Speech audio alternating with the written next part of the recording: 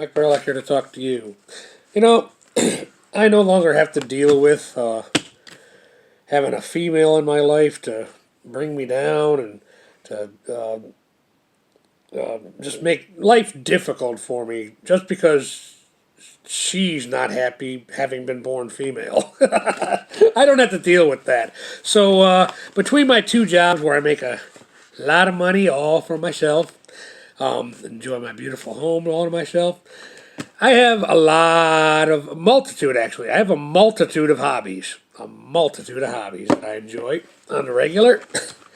And one of them is Hot Wheel collecting. I've been doing it for years. Only really recently got into it the last probably 10 years or so. But it's one of my multitudes of hobbies that I enjoy. And I'm slowly doing research and figuring out what I have that is valuable. I went through what I had from Hot Wheel in 1968, the year the company was founded, to 1975 so far. And in that time frame, I only found 4 it was worth putting aside and making special note about. At this point, I think they're ones that I got a potentially realistic possibility of getting $100 for each one, not counting the ones I've had for years already been stashed away securely. But anyways, it is a hobby I enjoy, and I never thought a hobby like this, a silly little hobby of mine, would lead to an interesting business, economic, and social discourse with some coworkers. So a little bit of backstory. I'm doing the research and stuff. And as I'm finding out the information, I came across one that several American sellers on eBay or whatnot, whatever, all the different selling sites, but are selling on average like $5, $10, $12. This is the Hot Wheel in question. And then I found one guy in Mexico selling one of these. I also saw a guy in Europe selling one for $60. Now that at least made some kind of sense because one thing I've learned, is Hot Wheel is a distinctively American corporation. Matchbox, on the other hand, is a European corporation.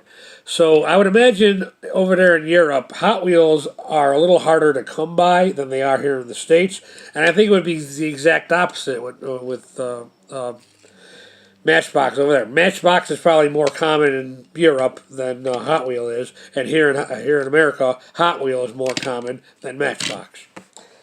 But anyways, one guy in Mexico was selling one of these for $700.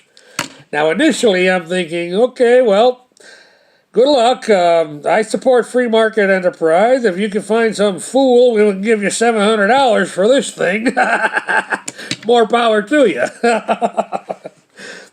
Buyer beware, all that jazz, But then I got to talking with some coworkers about the exchange rate of peso to dollars.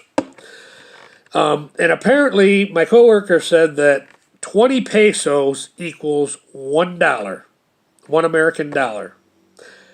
They went on to say sometimes 90. Sometimes it takes 90 pesos to equal $1, according to this person I talked to. And I'm thinking, okay, what does it depend on who you're doing business with? It probably depends on the economy. But yeah, wow, 90 pesos equal $1. Boy, the Mexican government really don't like free thinkers, does it? But I guess that makes sense. I mean, that would be true about all.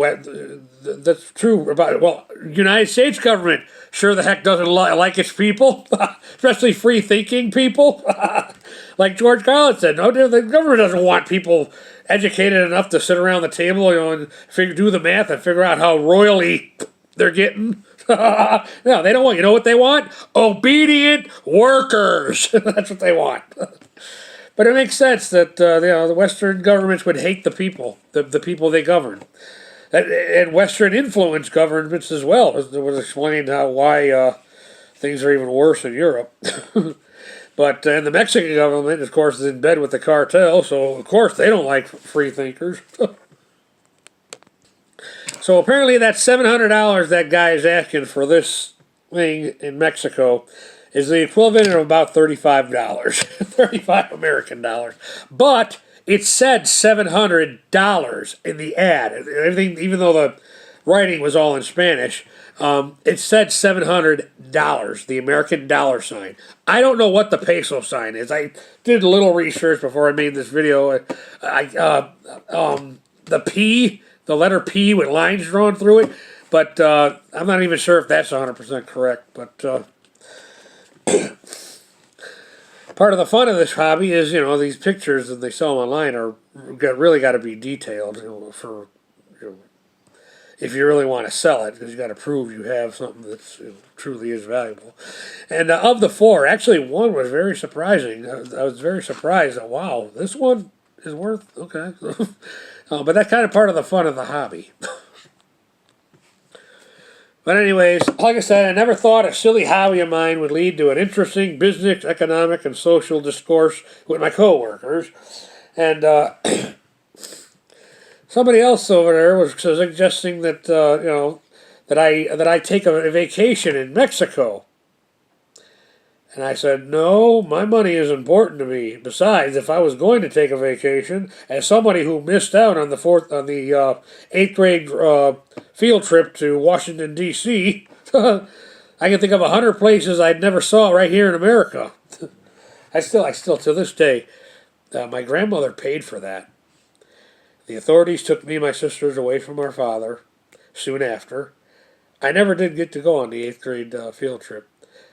To this day, I don't know if my grandmother ever got her money back for that. She was a penny pincher, but till this day, I have no way of knowing if my grandmother ever got her money back for that. I know she paid for it, but I never got to go.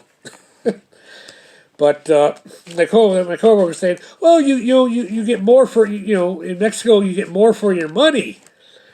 Yeah, and I would agree there are folks that's the only consideration they consider when they do these things, but I told her respectfully I disagree. I think the rate of exchange is not fair to the American people, only fair to the American government and the cartel.